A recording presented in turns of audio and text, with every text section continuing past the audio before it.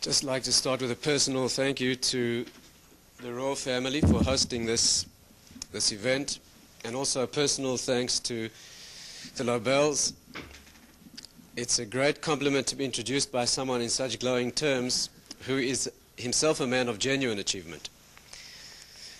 Not sure about mine, but let's try and take a look this evening at the subject. The suggestion for this evening's talk was that we look at the question of speech and its power, and the Jewish view, or the Torah insight, the Torah view of this tool of human speech and what it means. With your permission, I'd like to take a slightly different or unusual, perhaps, route through the subject, because many of you have some background in the subject, or you have easy access to discussions of the subject of Lashon Hara, what in English we mistranslate as slander. But the problems of speech, saying things that are negative about people, all the laws attached to that, the conditions, preconditions, exceptions, etc. The Chofetz Chaim Foundation does tremendous work in publicizing those facts. And therefore, with your permission, let's take a slightly different angle. Let's take a tour through slightly less charted waters, if you like, and try to study something from a deep perspective and something from a slightly more unusual angle. And that is the nature of speech itself and what it means in depth. And I'd like to take a special look at the problem of wasted words. Torah has a very special prohibition of saying things that are nonsense, quite apart from saying things that are hurtful or negative. Saying things that do no harm but are meaningless. Some of us do a little bit of that from time to time. I'm sure in present company is excluded. And I'm sure New York in general is not a place where that happens, but there are places where people do spend time expressing things that are relatively meaningless, and that's a very deep and serious Torah prohibition. So let's see if we can try and work out together some of the depth behind this. Now, we'll need to stay together on a wavelength that we may not all be familiar with traversing. Because we need to discuss, we need to study areas that are deeper than can really be expressed in words. The paradox of this evening's discussion is that we'll be using words to talk about things that really cannot be expressed in words. Right? The mystical conception is that the words are always inadequate, because the words are always finite and packaged pieces of a reality that's always deeper. In fact, if you think about it, you'll realize that the way you grasp something is never the way you succeed in putting it into words. Even if you speak a lot and very accurate words, you can never really communicate the thing itself. You can talk about the thing, but you cannot say the thing itself. In fact, anyone who's lived at all knows that genuine communication doesn't require any speech at all. The more words you have to say in a relationship, the worse you're doing. The more you have to say, the less the chances that you'll get it across. If the relationship is where it should be, then just a very subtle indication of expression will be more than adequate. It's very interesting to look at your faces, you know, because the mystics always say that women understand this naturally and men don't. And this audience, the cameras should be on the audience, because the ladies are all going yes and the men are going huh? You'll have to ask your wife afterwards and she'll explain it to you. But that is the gift that women have in this area is the ability to grasp a thing as it is. Let's take a look at the subject itself and see if we can discover a depth that's perhaps a little new to us. First of all, what's the meaning of this tool of speech altogether? Now, using the faculty that we've appealed to, which is the faculty of understanding a thing as it is and not getting trapped in the words. Let's see if we can use a few clumsy words to describe this. The Torah concept of speech, and that's a deep mystical conception, it's a universal thing, anyone who's sensitive about this process will be able to identify it, is that speech in essence is the mechanism of connection between the higher and the lower worlds. You know that all of mystical study really hinges on the point of connection between worlds, between levels. It's the connection between male and female that bears fruit.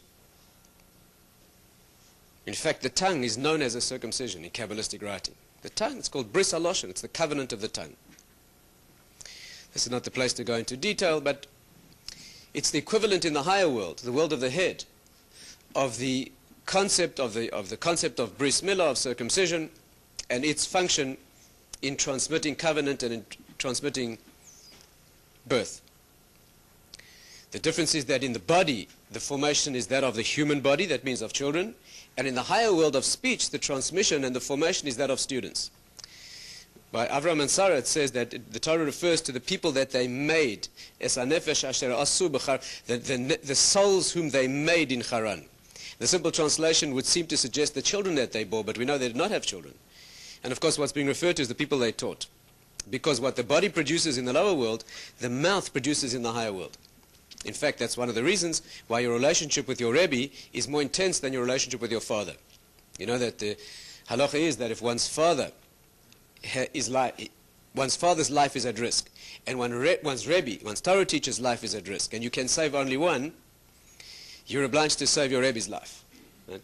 The reason is that he brings you into the higher world, whereas your father only brings you into the lower world. Of course, if you're not happy with that, then the way to neutralize that is that if you pay for your son's Torah education, if you pay for your children's Torah education, you then acquire the din of being his father and his Rabbi. So then he'd certainly have to save you first, which means that you have to put your money where your mouth is and send your children for a Torah education. But the idea of teaching, of speaking, is making a connection between the higher and the lower worlds. Let's try and look at that for a few moments and understand it better. Speech is really is a world of connections. Stay carefully with me. When I speak to you, what's happening is a connection is being forged between us. Something here which really cannot be put into words is somehow clumsily being packaged in words. It then transmits itself through the medium of space and physicality to you, and you then retranslate it into essence in your mind. That's a remarkable and absurd process. The Kuzari says that this is an absurdity, but that's the way the world works. It's a lesson in the connection between higher and lower worlds, between spirit and physicality. It's a connection between people, and it's a connection between ideas and practical application. What's in here has no revelation in the world. When I think something, you cannot experience it in the world. You cannot see it. There's no way. That doesn't have expression.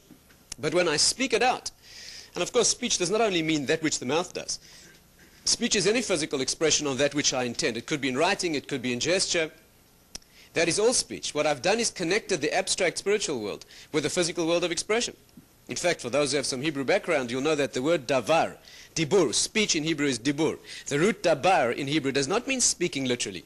It means what we call hanhoga. It means a controlling influence that comes down from the spiritual world and manipulates or handles the physical world. Like in Tanakh, you find the expression dab, or you find in the writings of the sages, and in verses you find dabar echad lador, which means dabar really means a leader, a figurehead of leadership in a generation. Doesn't mean necessarily one who speaks for the generation. Or we have a verse that says yad ber amim tachtenu. He will subdue nations beneath us. Right? That word is really a language of subjugation. It means that the spiritual energy or the force of direction manifests in physicality. That's what speech is. Can we find some way of grasping this?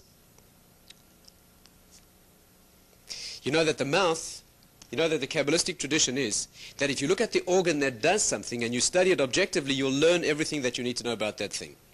That means, let's put it in more general terms, the part of the body that's involved in any function is always the illustration of that function, so that you can learn the spiritual depth of that faculty by studying the way it manifests in the body.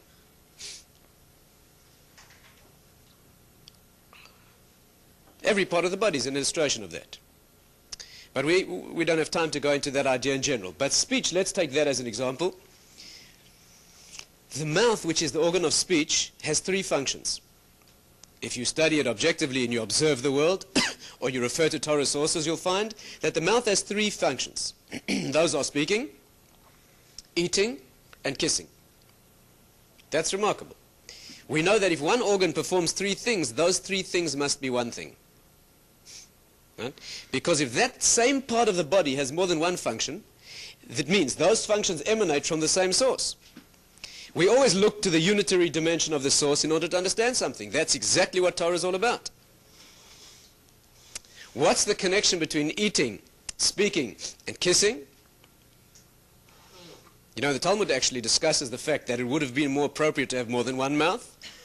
Gemara says, the Gemara itself asks, why do we speak and eat with the same mouth? The Gemara says we make enough trouble with one mouth, and that's why we were given only one. But at a deeper level, eating, these three functions are one. What are they? Speaking is the connection that we've described, connection between people, connection between the higher world of ideas and the lower world of physical expression. Eating is the world of connection. The mystical conception is that food is the energy that, I'm sure you can see it already, keeps the higher world within the lower world. If you eat, the soul, the neshama, is bound to the body.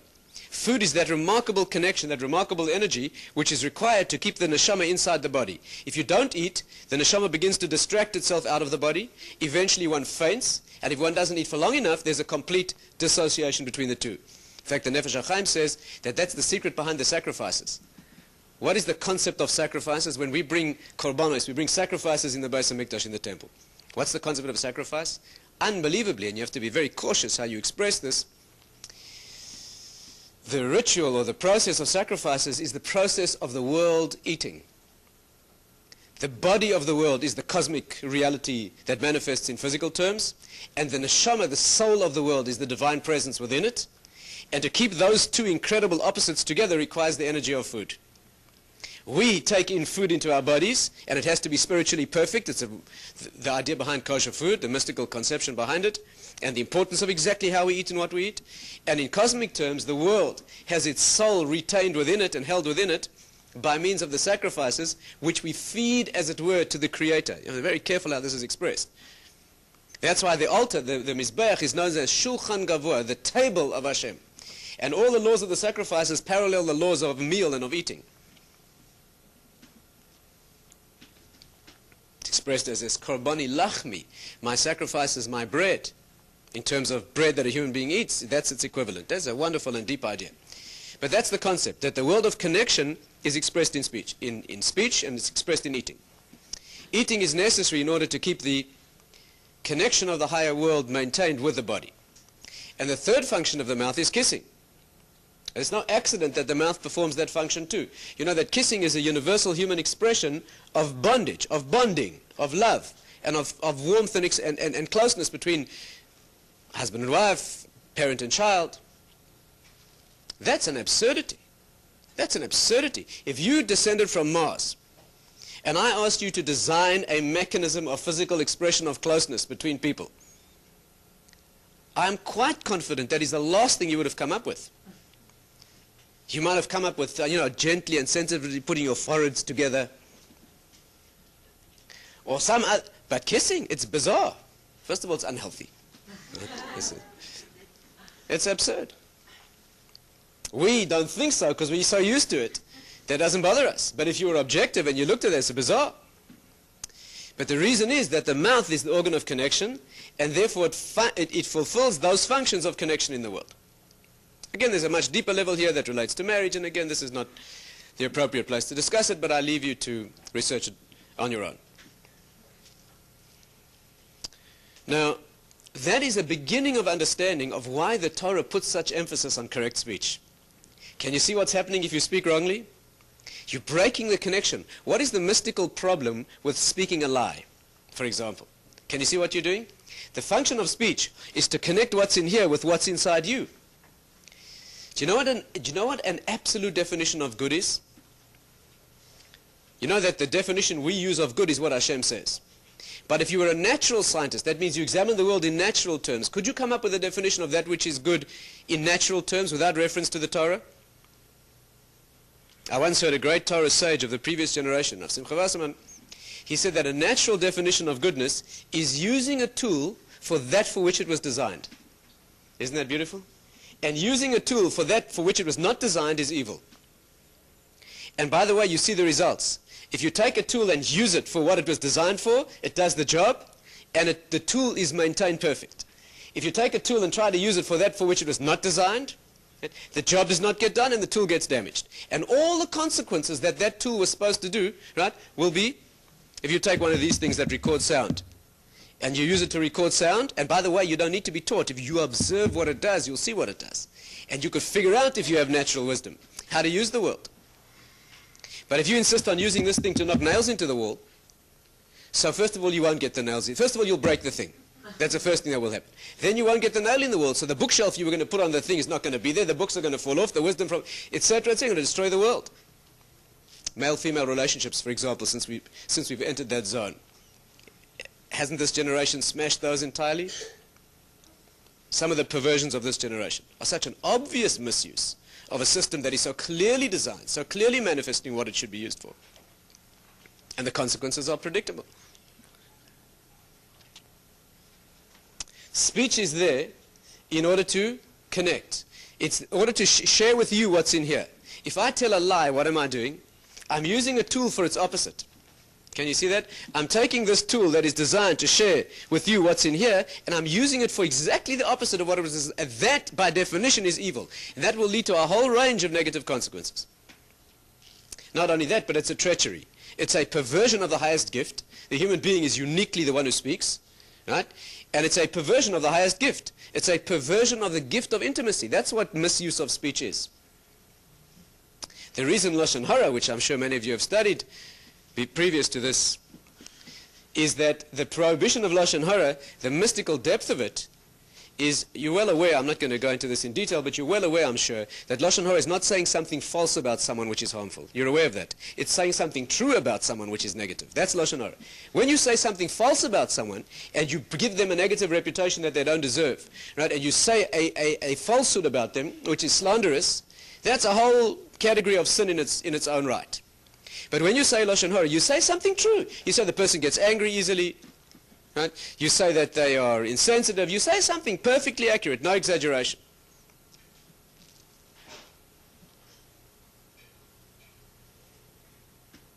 If you say that the rabbi can't sing and that the chazan doesn't give a good drosha, that's pure Lashon Hara.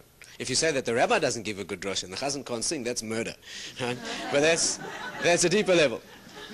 But when you say a thing about someone that is accurate, perfectly accurate, and it's negative about them, they would not wish it said, that's Lashon Hara. Why is that such a negative? You know, the mystical sources say that it's worse than murder, idolatry, sexual immorality, in a certain sense. Why is it worse than those things? But can you see what's happening? When you say a thing, think together with me. What's worse about saying something negative about someone that's true than saying a lie about someone? The one dimension in which it's much worse. And you know why? Because when you say a lie about someone, you're not using speech. You're using what appears to be speech, but you're not using speech. When you say a lie about someone, you're not using the tool of speech. You're using a perversion of the tool of speech. Again, speech is communicating with you what's in here. If I say a lie, I've not used speech. I've perverted the tool of speech, and that's evil. But when I say Lashon Hara, I'm saying something to you that is true about someone else. That is speech, and I've betrayed it. And that's why Lashon Hara is worse in many ways than the sin of saying falsehood. Because I'm using genuine speech. I am sharing with you the truth. It's a correct communication, and it's damaging. So that's a much deeper treachery of the tool of speech than many others. And that, again, is a subject in its own right. We're just making some of these remarks as an introduction, a basic introduction to the area of speech. I hope we're beginning to feel together. I presume you have no trouble understanding an accent, an English that has no accent. Right? After David's introduction, you were well used to it. So I'm sure you're with me. But we are here trying to study the center of this concept so we can see its ramifications, applications in Torah. You know, the idea continues, and it's an endless thing. We don't have time this evening to explore it in full. But let me share with you one more illustration. You know where speech originates? Here. Speech originates in the throat, correct? This is where the sound is produced. Actually, the mystics say that speech originates in its depth in the chest, because the breath is the vehicle of speech. Before you say any sound, you must say the sound of the breath. And that, of course, is why the word neshima in Hebrew, which means breath, and neshama, which means the soul, are almost the same word. That's a subject for another time. But speech itself, where the vocalization begins, takes place in the throat. Now, we learnt already this evening that the part of the body, what did we study? The part of the body that manifests something is the lesson in what that thing does. You don't have to even look in a Torah source if you're sensitive to the world. Why does speech begin in the neck? There's no, again, if you have the misfortune to be brought up in a pattern of Western thinking, So then you think that it's a genetic evolutionary accident. It's random. Once when you were a gorilla, you grunted, or whatever else it was you were doing in the trees, and that kind of got left with you till now, so you're still grunting. But that is not the way a Jew looks at the world. A Ben Torah doesn't look at the world that way. If a certain part of the body does something, we understand it was designed to do that thing, and it's very specific. What's remarkable about the neck? The neck is the organ of connection between the higher world and the lower world. Thank you. Vodka? Next one. Thank you. The neck is the organ of connection between the higher world and the lower world. Is that correct? And therefore speech, which is the function of connection between higher and lower worlds, originates in the neck. You know, your head you didn't have to have a neck. You know, you could have been like this. Yeah. It's the connection. The mystics go even further, of course. Speech is produced not only in the neck, but in the front of the neck. You know that Kabbalistically, the front of any function, the front of any organ, the front of any part of the body is always its side of elevation and spirituality. And the back is always the side of darkness and negativity. The front is always that which manifests the personality, the internality. You know what the front is called in Hebrew? Panim. Panim is the face. Do you know that the same word in Hebrew is pnim, which means the inside? It's one of those remarkable Hebrew words. Hebrew has many words in which a word has the same meaning and its opposite. It has one meaning and its opposite inherent in the same word. That's remarkable and unique to Hebrew. The word panim means the outer face, and pnim means the internality. And the connection is that the place you see the internality most sharply is in the face. It's, for example, why the face does not get clothed. We do not clothe it because there's no shame in the face. The body is clothed because it's subject to shame.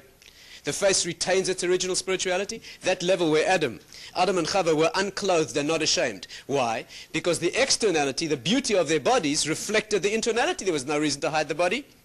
When you looked at their bodies, you saw the internality, you saw the spirit. They were incandescent with spirituality. Today, when you look at a human being, you see an animal. If you look very, very carefully at a human being, you see a faint glow someplace, usually on the face, what's called ziv aponim, that shows you that this is not an animal. But Adam and Chava, the original generation, the original formation, the original human beings who lived, when you looked at them, you saw only the spirit. You saw a luminescent spirituality. And if you looked very carefully, you made out the wisp of a body. And therefore, they wore no clothes, because the clothes are a sign of shame. We use them in the opposite capacity as a sign of dignity. That's how we turn it into sanctity. And that's why this generation is so badly clothed, by the way. Not accidental at all.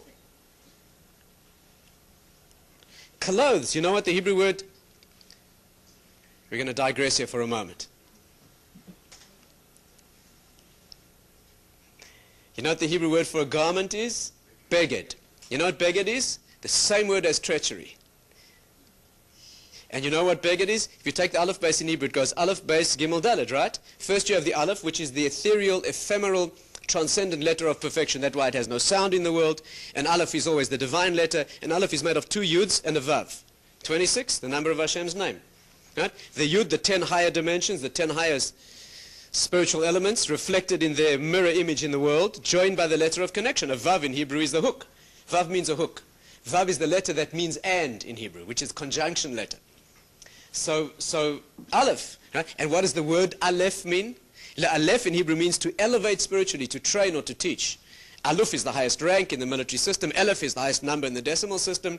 By the way, the words elevate and elephant are directly derived from the Hebrew. English is directly derived from Hebrew on a Kabbalistic level. But for that, you'll have to invite me back another time.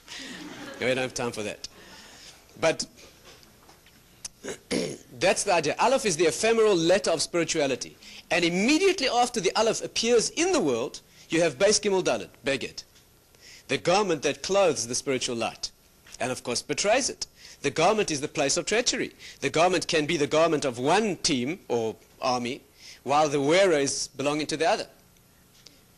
So it's the hider of shame. And in case you think it's accidental and, imaginative, the other word for a garment in Hebrew is levush. And the medaktikim, those who comment on this level of Hebrew, say that the word levush is lobosh, not to be ashamed. Same thing. Ma'il, by the way, an outer garment is called a ma'il in Hebrew.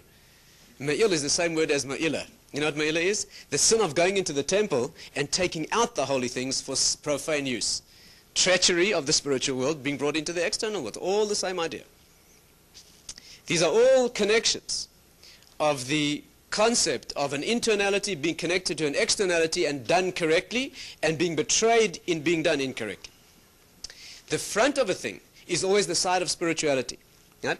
And therefore the voice is produced in the front of the throat. The back is always the side that is the side of darkness, of excretion, of negativity, of non-recognizability. You know, you recognize, the halacha is that a person has to be recognized in situations where we need testimony in identification of a person. It always has to be done from the face. And by the way, it's the only place you can identify someone. You know that? You know how you recognize someone? By their face. The hands are also very expressive, but not good enough to identify the person. And the back of the head and the back of the neck are very, very close, but not good enough. How often have you walked up to someone and given them a mighty slap on the back, believing they were an old friend? Right? And when they turn around, you have a very uncomfortable feeling because they're not. Right? You think you can identify someone from the back, but it's not correct. But from the face, there's a remarkable sense. In animals, it's not so. You know that? You cannot identify an animal uniquely by his face, unless he has some outstanding feature. But a human being, even identical twins, if you're sensitive, can be told apart by the face. So the front is always the side of spirituality, and the back is the side of darkness. The front of the neck, you know what this part of the neck is called in Kabbalistic terms, the place where speech is formed? You know what this part of the body is referred to in the Kabbalistic world? Moshe Rabbeinu, Moses. Why? Wasn't he the voice of the world? Wasn't he the mouthpiece, the channel through which Torah is brought to the world? The Shekhinah, the divine presence, speaks through the throat of Moses. The throat is always the point of origin of speech. You know, when Hashem commands the prophet to go and call out in prophecy, he says, Kra begaron al tachsoich. Cry out in your throat, do not hold back. That's not how you talk about speech. If I command you to speak, don't I refer to the mouth? You hear the problem. Why does the Torah refer to prophecy and target the throat? You know what's being said? Speech is with the mouth, but prophecy is with the point of origin of speech, much deeper. And therefore it's the voice itself that speaks in prophecy. You remember when Avraham Avinu, you remember when Abraham and Sarah, she discerned the difference between Yishmael and Yitzchak? Yishmael, who was a negative influence, and she wanted him banished from the house. And Avraham Avinu didn't understand that she was right. And of course, having that woman's insight into personality, that's uniquely her gift, and especially into children, God himself had to tell Abraham to listen to her. But you know what the words are in the Torah? Shema bekoila, listen to her voice. So if you read Torah in a superficial, careless manner, you think it means listen to what she's saying. But the Torah doesn't use words carelessly. It does not say listen to her words. It says listen to her voice. Surely the right thing is to say listen to her words. When you're talking about prophecy, you don't talk about words. You talk about the origin of words. You talk about the voice itself. Because that's the source out of which the words well. The words are always inadequate. The words are always finite packages. The voice itself, that could express something. No amount of words could ever express the potency and the meaning of the scream of a child in the night.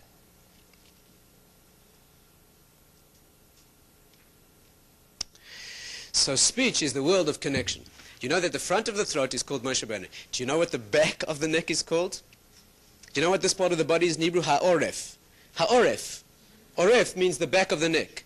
If you rearrange the letters of Ha'oref, it spells Paroi, Pharaoh. Moshe Rabbeinu, the spiritual connection, and his arch enemy who tries to keep the spiritual voice out of the world and enslave the Jewish people so that voice cannot be manifest, Paroi. These are some of the parameters, some of the depths of understanding, just a beginning of what is this function of speech and its level of connection. Let's move on using this introduction. There's a lot more to say about it. This is really the center of all spiritual wisdom. The concept of speech is the point of origin of the human. And there's a lot more to say about it than that. But let's move on and look briefly at the world of misuse of speech in one or two dimensions. You know that the way to train this faculty, of course, do you know what the way to train speech is? Silence. Because silence is the vehicle of expressing what is really meant. And therefore the exercise of training communication is not to speak.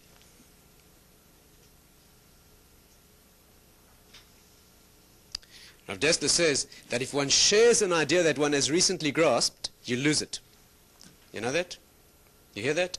If you learn something in Torah, you learn something deep in wisdom, if you share it before it's settled, if you share it, if you spit it out, right, before you've taken it in properly, you lose it. Rav Simcha Zissel once waited 25 years after coming upon a tremendous Torah Chiddush before sharing it with his students. He felt he would risk losing it if he expressed it, right? And he waited for 25 years for it to settle. A brilliant piece of Torah. He waited for it to settle before he could dare risk speaking it. Why do you lose it if you speak it? Because if you can bring it down to the finite packages of little words, so then it's descended from the dimension of what it genuinely is. It's a message this generation needs. Right? This is a generation, and I imagine that not far from here are some of the points of origin of a lot of the empty words that are spat out into this world. You know what the Maharal says? The Maharal says that Moshe Rabbeinu, Moses, had a speech defect. He had a speech defect. So the pathetic and brutal anti-Semitic nonsense that's taught is that he had an imperfection. Probably had a psychological problem. Probably when he's 3, his father insulted him. Didn't ask him if school was fun.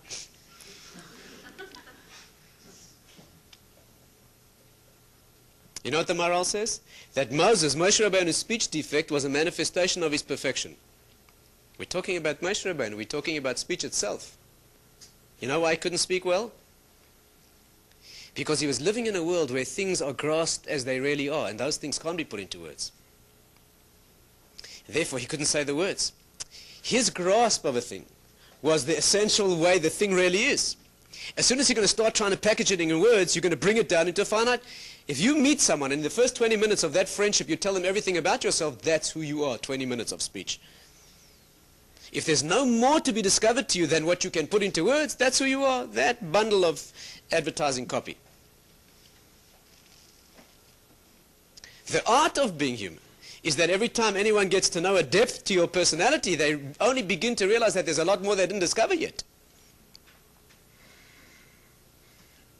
His imperfection was a sign of his perfection.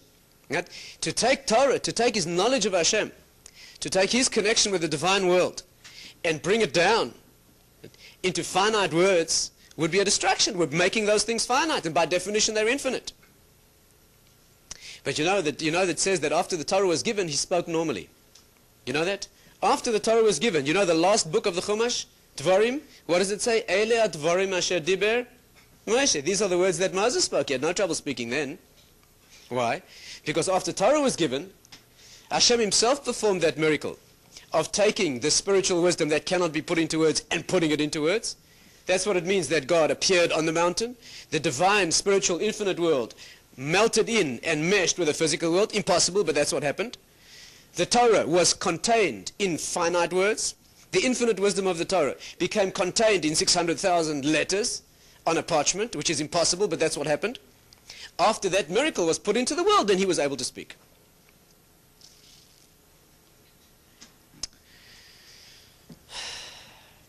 Let's try. Do you have a little energy to take this a little further?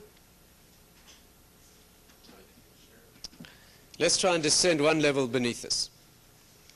Silence, of course, is the training of being able to conceptualize depth before one attempts to bring it down into that which can be expressed. The parallel in the personality is capturing in your own life a depth that is so far more intense than that which you can express that there's a hope of achieving some level of spirituality. You know, a remarkable illustration, I'd like to share with you a remarkable illustration of this. If you look in Pasha Shmini, the Haftarah, you'll see a remarkable description there. It's an incident in Tanakh. We happen to read it then as that Haftarah. You know that a remarkable incident occurs over there. Again, stand well. This is one of those remarkable illustrations.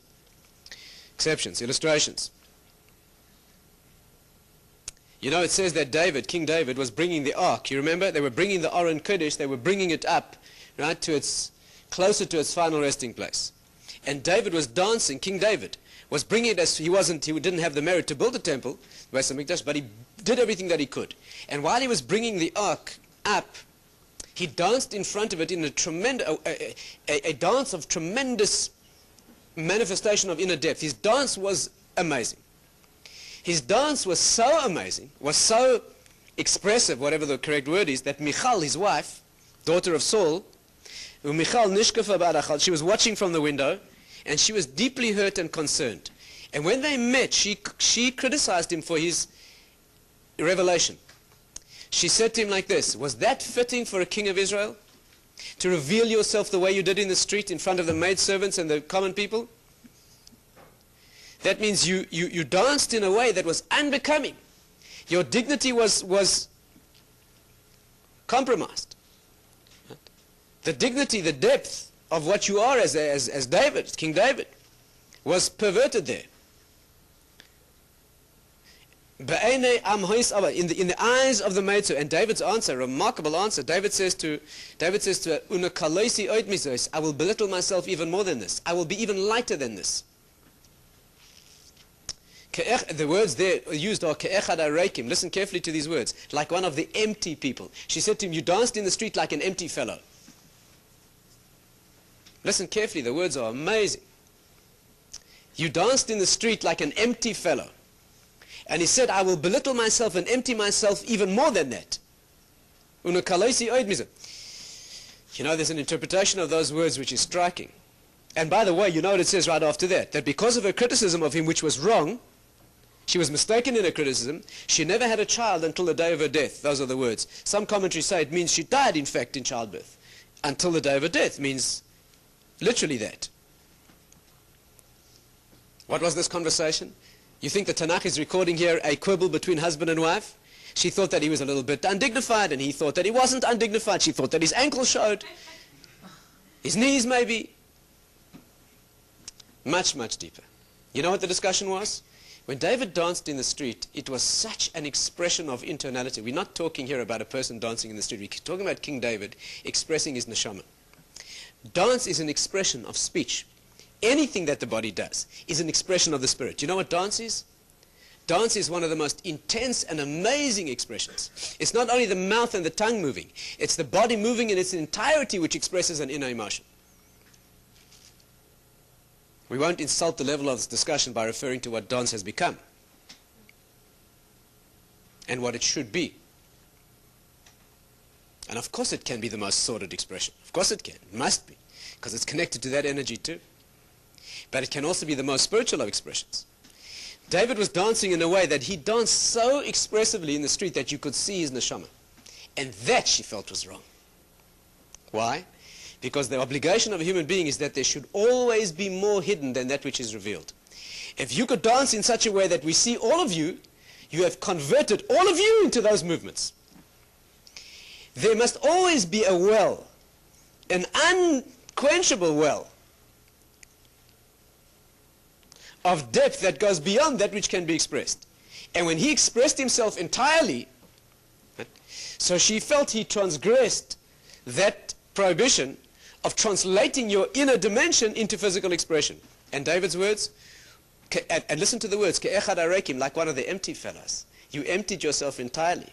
You spat out into physical expression so much of yourself that there was nothing left. And what was David's answer? You think that's all there is? You think that what I showed out there is everything that there is? It's only a small part of what remains hidden. She was wrong about it. And it could be that her dying in childbirth was a midah keneged midah, to bring life into the world, to bring the spiritual dimension from the hidden into the revealed. Right? She had to learn through that, as it were, to re-correct the level that she had. We're talking about people at a very, this is not criticism, of course, we're talking about people of cosmic dimensions here. We're talking about imperfections that we would not be able to grasp even. That is the beginning of a discussion of speech and its potency, of the energies that have to be retained behind speech. Let's look at this problem of empty words. You better hold on to your seats for this because it gets a little rough, a little frightening. You know that the prohibition of what's called dvarim batalim. Dvarim batalim means wasted words. Of course, we should all realize from the preceding discussion that we're not only talking about words. Dvarim b'tailim really means any expression of who you are that is to waste. Any action of the body or any time that you spend, which is not an expression of internality correctly applied. And that's called Dvarim b'tailim. But in its primary form, in its classic form, let's say, in its model, it is talking nonsense. Stay with me carefully, because we have to descend into levels here that are remarkably deep, as far as we're able, as far as our hand can reach. You know, wasting words. First of all, it's a tremendous Torah prohibition. Do you know that the Gaon of Vilna says that there's a special dimension of punishment in the world to come for wasted words? You know that? You know, we have a dimension called Gehenna. You know, Gehenna is the dimension of suffering or punishment in the afterlife, or retribution, or correction, whatever you want to call it. There's a special form of Gehenna for the words you spoke that were meaningless. It's called Kaf HaKela. Kaf HaKela. You know what that means? I don't know how you translate it in English, but Kaf HaKela means the cup of the slingshot. You know, you know, a slingshot has a expansible, stretchable part, and it has the part that holds the projectile. That part is called kaf, the spoon or the cup. Kaf HaKela. That is what a neshama experiences, a Gehenna that's got that name for wasted words. And the Gaon of Vilna says, for every word you wasted, in the next world you have to be flung from one end of the cosmic universe to the other. Why? Why? What does this mean? You know, we have a concept that correction in the next world, every form of correction is always midah keneged midah, exactly appropriate to the sin or the crime or the damage. The reason, of course, is because it must be a correction, and therefore it must target exactly the problem that occurred. So why is wasted words, why is that sin expressing itself in its punishment as being flung from one end? Do you know what the deeper commentaries say? That this punishment is the experience, listen well, of the neshama being flung from one place to another, having a sense of arriving at its destination, and as it's about to arrive, being flung again to some other place. And as it's about to rest at that point of dimension, of destination, it's then flung again. And that's the constant experience. Why is that bizarre experience the appropriate punishment for wasted words? Well, I'm sure you can work it out for yourself. What are wasted words? Taking the prime energy, the primary energy of the human being, to translate what you are in potential and bring it into expression in the actual. And you're wasting that. You're going someplace but getting nowhere. You're taking the tool of the voyage and you're not going any place with it. You're not just doing nothing. You're perverting and betraying the agency of traveling. Words are there to express yourself, to bring you down from your world of potential, everything your body does in the world. You don't have a limited time to do it. You have however many years you're given. You're very finite and limited. You have to bring down everything that you could be into what you should be. So when you take the tool of achievement and you use it to go nowhere, so the punishment will be a journey that goes nowhere.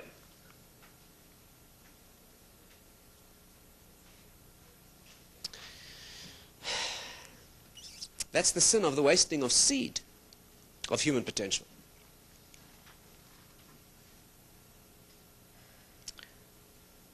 The question we have to ask now is, why is speaking nonsense such an attraction? Why is it so pleasurable?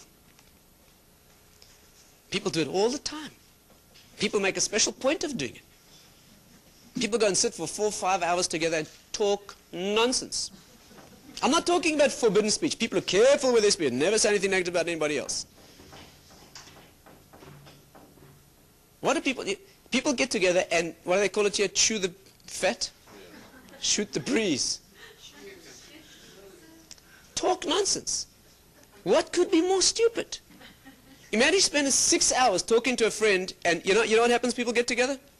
Men, of course, are completely. Women, people think women are worse, but men are bizarre. Men will spend 6 hours speaking about sports statistics from 1930, who knows what. What difference does it make? Who hit how many, whatever it was in 19, whatever it was, for pity's sake. But what's even more remarkable about the fact that they do it is the fact that it feels so good. That's a deep problem. What does that mean?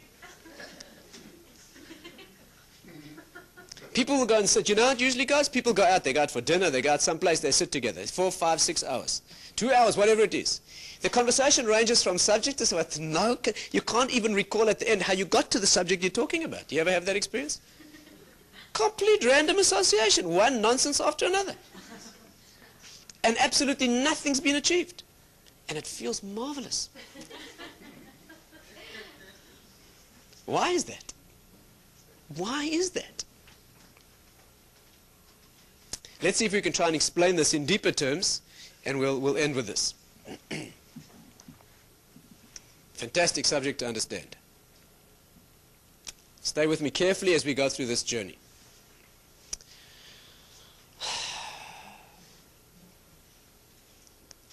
You know that speech has a higher form, and that's what we call nevuah, prophecy. Niv svasaim means niv really means the production in the sense of produce, right?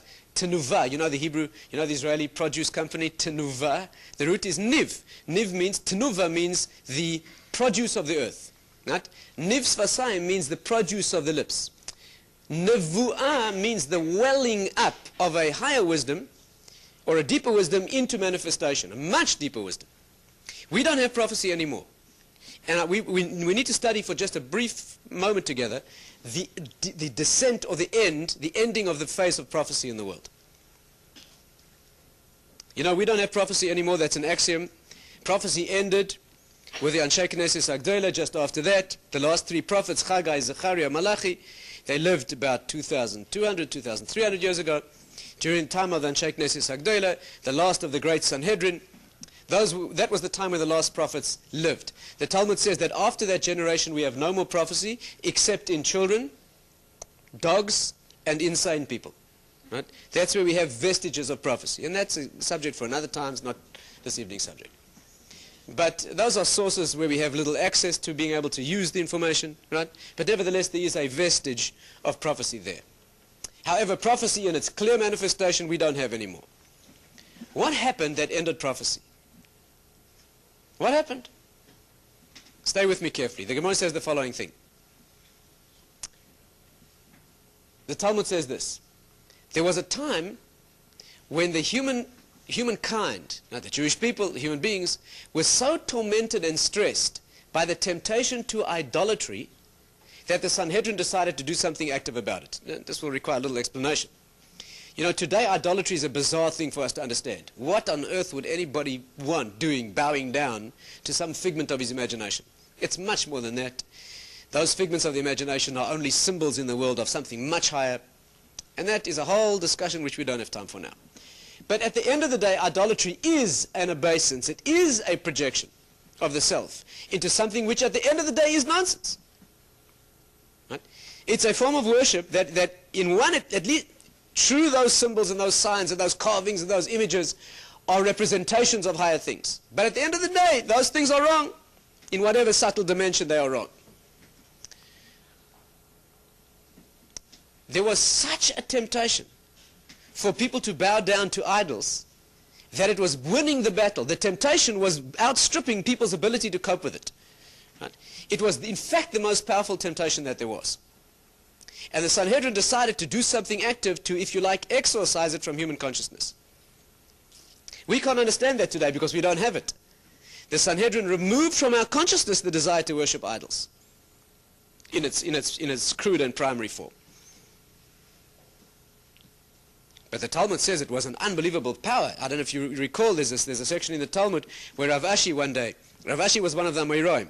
In the generation long after prophecy had ended, already more than a century or two after prophecy ended, more than that, 3, 4 centuries, 5. Rav Ashi once went into the Beis Medrash and he said, Niftach bechavroi. Let's talk about, in English, the only word you could possibly use. He was talking about the king Menashe.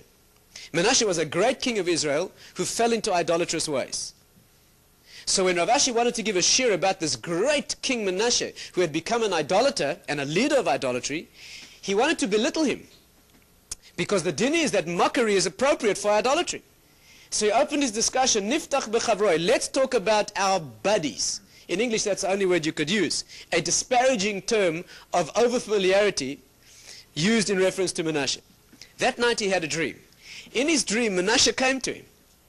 And Menashe said, who are you calling your friend? I'm not your friend or your father's friend. And Menashe asked him a halachic question that Rav Ashi was unable to answer. So Rav Ashi turned to Menashe and said to him, he was amazed. He said, if you're that great halachically, if your Torah wisdom is that deep, that you know things I don't, how come you fell into idolatry? There's such a stupidity. Menashe said to him, in our day the temptation to idolatry was so intense that had you been there, you would have noticed that we at least walked to it in delicate fashion. You would have lifted your skirts to run to idolatry. The temptation would have been so irresistible. When Rav Ashi heard that, the next day he went to the Beis Midrash and he said, Niftach berav Ravoy, let's speak about our teachers. What happened?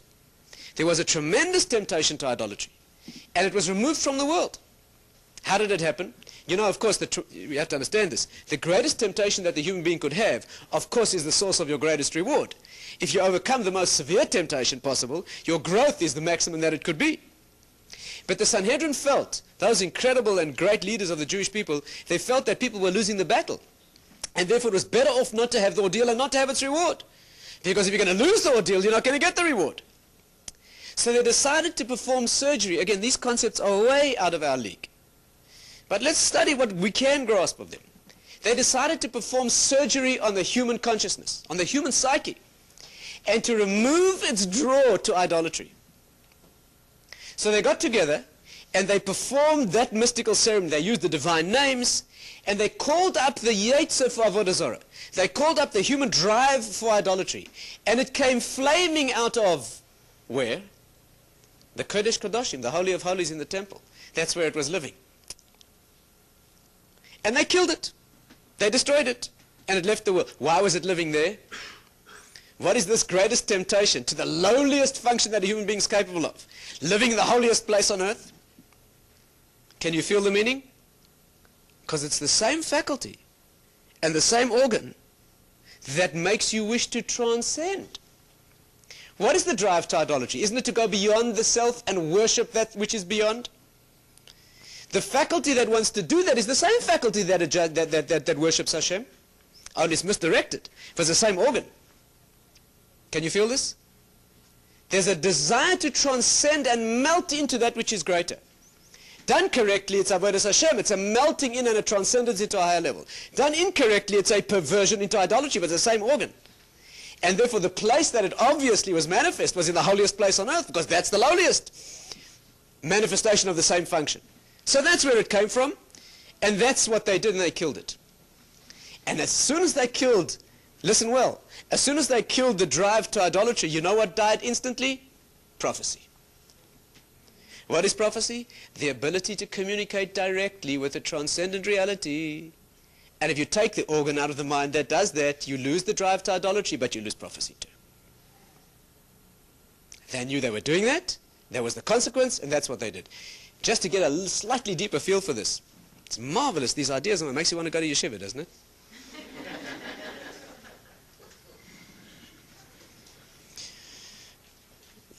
A slightly deeper insight you can gain. You know, the next section in the Talmud describes the fact that when they succeeded in destroying this desire, what would you have done at that moment?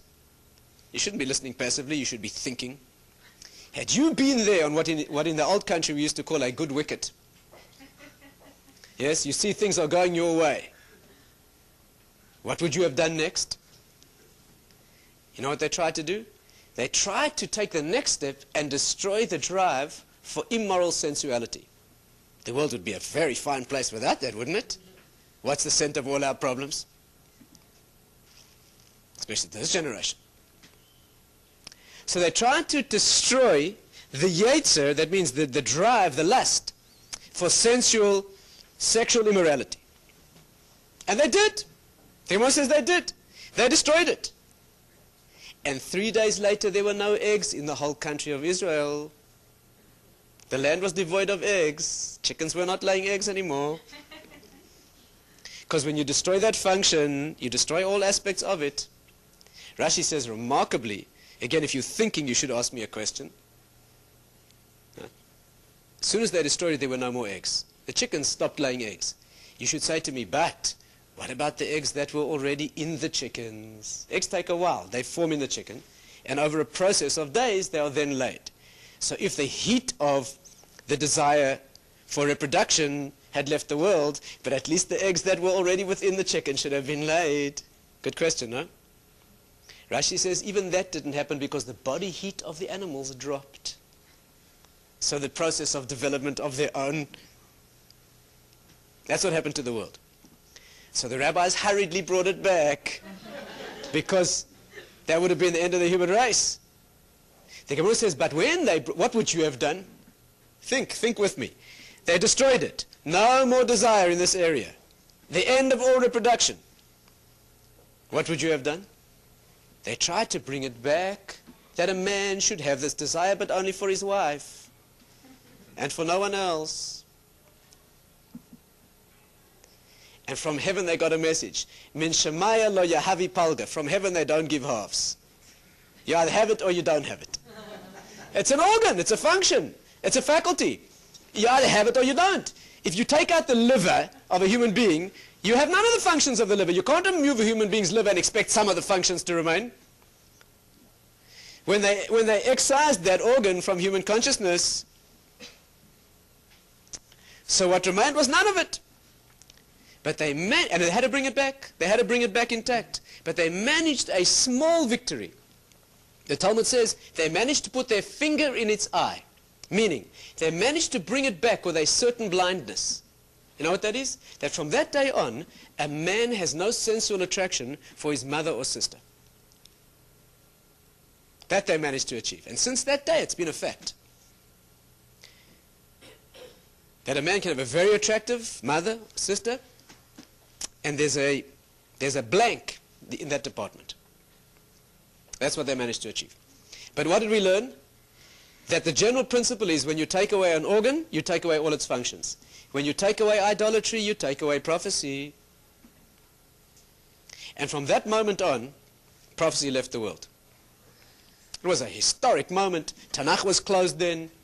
The books of the Bible, the canon as we call it, scripture was closed. They ended prophecy and closed the scripture. By the way, you know what transpired just after that? The very next generation saw the founding of a religion that reopened scripture and reclaimed prophecy. The founder of that religion was born on the day that Ezra died. He was the member of the last Sanhedrin. They specifically closed it so that that claim should not be made. But let's take the final step. What did they do? Stay again with me. They excised from the mind the desire for idolatry, and what left hand in hand with it was the desire for prophecy. That's wonderful and deep, but what we need to ask ourselves is, listen well, stay together with me. What remained in its place? What remained? What happens when you remove an organ? What remains in the body? What happens when you remove a faculty in the mind? What remains? An empty space. And from that moment on, the drive to transcendence became focused on emptiness. And from that moment on, the desire to transcend is a desire to go nowhere. And the highest pleasure became an activity that goes no place. Until then, anybody wasting time speaking nonsense would have been a travesty of a human being. Somebody sitting speaking nonsense hour after hour would have been regarded as insane. But after that moment, the highest drive and derivation of pleasure became the desire to transcend into a place that is going nowhere. That's an end in itself. Let me try and explain a little bit more deeply. Stay together with me. And do you know what that sense of pleasure is? Do you know what that drive to nothingness is? That was once a drive to transcend into the correct source of all existence? Do you know what the sensation is? It's a sensation of the next world. It's nothing less than a minor experience in this world of living in the eternal world of the next world. Why? Because that's a world that goes no place. It is because it is. It's not a building and a working towards. It's a having arrived. And when a person speaks nonsense, when a person wastes time and does a thing that goes nowhere, the experience is the experience of living in the next world. You've arrived, there's no place to go. The most potent illustration is within marriage, but this is not the forum in which to discuss it. It has to be understood. It's the sharpest manifestation of a sense of arrival. That has to be discussed in a separate forum. You have to invite me some other time, and I'll refuse. But there's a sense of having arrived, of gotten to a place from which there's no place to go. That is an unbelievable pleasure. Let me try and illustrate this just a little bit more carefully, and we'll stop. When do we feel that? We feel it at the moment of transition from work to reward. The first moment of a vacation. You know what the pleasure is? Not the fact that you're relaxing. It's the sensation that the work's been done. As the doors are locked and the obligation is dropped, there's a sensation of being where you have to be. Of course, you get bored an hour later and you become impossible to live with. But it's in the first hour, the first day of that vacation, when the final school bell rings, when the final... You know what word we use in Hebrew for someone who dies? We say the person is niftar. You know what niftar means? Divested of obligation. Potter. They become, their obligations drop. That's the next world. It's a situation of being devoid, divested of obligation. That's niftar. The ecstasy of moving into that dimension is the ecstasy of moving from the work phase into witnessing and experiencing the reward that's been built by that work. Do you know how we generate that experience? By playing games. Do you know what a game is? When people play a game, people do that, you know. They don't only speak nonsense, they also play games. They sit around a table, hour after hour, and a little thing goes around and backwards and forwards and up and down and backwards and forwards again, and then it starts again and it goes backwards and forwards, and it's wonderful. Wonderful. And intelligent people do that, and they love it. You know what the pleasure is of playing a game? And you know what? The more trivial, the better. You know why? Because a game that's entirely trivial is a time spent in a place where there's no place to go and no obligation to go anywhere. You're doing it as an end in itself, and therefore it's an experience of complete freedom. It's a movement towards the movement itself. Everything else you do has a sense of responsibility, a sense of obligation, because it's being done to get someplace. But a game is an experience that you do only in order to do it. You don't do it for anything beyond itself. And that's a flavor of the next world. That's what Shabbos is. What do you do on Shabbos? You just exist. You don't build on Shabbos. You just arrive. That's the intense pleasure of Shabbos. It's not making something new. It's just being. Of course, the depth of this is the essence of the experience of existing, which is what Hashem's essence is all about, as far as we can understand. So it's a divine feeling. You know what the word in Hebrew is for a game? You know, let's look at two parameters that illustrate it. First of all, what does the Torah say? You know, the Talmud describes what God spends his time doing. What Hashem does. You know what the Talmud says? He plays with the Torah. He plays. You know what that means? In silly, immature terms, playing a game means playing a game. But in spiritual depth, playing a game means existing in a state of intrinsic, self-justified essence. And isn't that the only way we can refer to the divine essence? You know the word sha'ashua in Hebrew. You know what the word is in Hebrew for a game? Sha'ashua. It's a remarkable Hebrew. You know, Hebrew roots are usually 2 or 3 letter, usually 3-letter roots. The word sha'ashua is a 4-letter root of very unusual type. In Hebrew, you have very few words like that. Gal, gal, for example. Gal, gal means a wheel, because it means roll and roll. The rolling of the rolling. A duplicated root. Sha'ashua in Hebrew is sha-sha. You know what sha means? To turn towards. Like al-minchas kain lo sha. Hashem never turned towards the offering of kain, right? Sha. You know what sha'ashua means? Sha'ashua means turning towards the turning towards. Isn't that what a game is? So when you play a game that's entirely trivial and completely pointless, you are sensing a faint notion, a wisp of an experience of the next world. Again, I can't go into detail, but in marriage there's that sensation. And that's why those moments of having arrived are the sweetest possible moments in all of human existence, because there's no place to go. That's the place to be, and all else disappears at that moment. It can only be a moment in this world. Of course, what this generation does, what does this generation do? Instead of using those experiences as a learning ground for getting stuck into the work and the responsibility to build that in eternity. This generation tries to grasp that in and of itself all the time and play games always. And what does this generation do with marriage, or the intimate and sacred bond between man and woman? Use it only for its non-responsible side. Isn't that what this generation does? The concept of using experiences of arrival, of pure tachlis, of having gotten to a place where there's no place else to go, is to use it to bond oneself into responsibility and build. And this generation is one that uses that for complete exemption from all responsibility. The intimate bond between man and woman is the most intense and elevated experience that there can be. You know, the great Mashgiach of Mir used to say a beautiful illustration of this generation's evil in this department. Again, I can't go into a lot of detail, but I just referred to it for you. It's worth pointing out.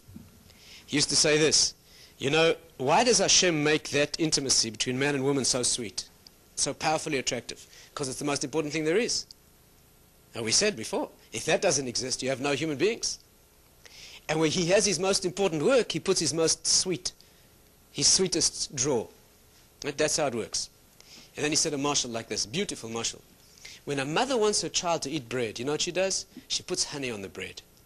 You know why? The mother wants the child to eat the bread, so she's prepared to put honey on. The child wants the honey, so he's prepared to eat the bread. And it's a deal. That's how it goes.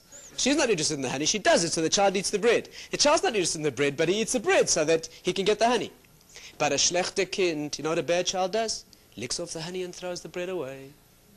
And that's what this generation does. Longs to live in the world of nonsense and complete irresponsibility and transcendence for its own sake without the responsibility, without the work. And that is an introduction to the concept of wasting words, wasting time, the higher world of speech, creation in the lower world, all those parallels. That is the problem of Dvarim B'Teilim. That is the problem of wasting the seed of speech and creative energy. That's its problem. That's why it has such a potent effect in the world of eternity, because it's a betrayal of that mechanism of achieving eternity. And that is a beginning of introduction, a beginning of an introduction to the area of speech within Torah, the concept of meaningful speech, wasted speech, higher speech, which is prophecy, the exercise of silence in order to be able to develop the depth of that speech. And the message we need to take home, of course, is guard your tongue, learn to say words only that are meaningful, learn to make much more silence than noise. That is the exercise that we have to do. If we can generate that, we will be able to learn how to make every word count and how to be able to translate the world of the finite into the world of the infinite.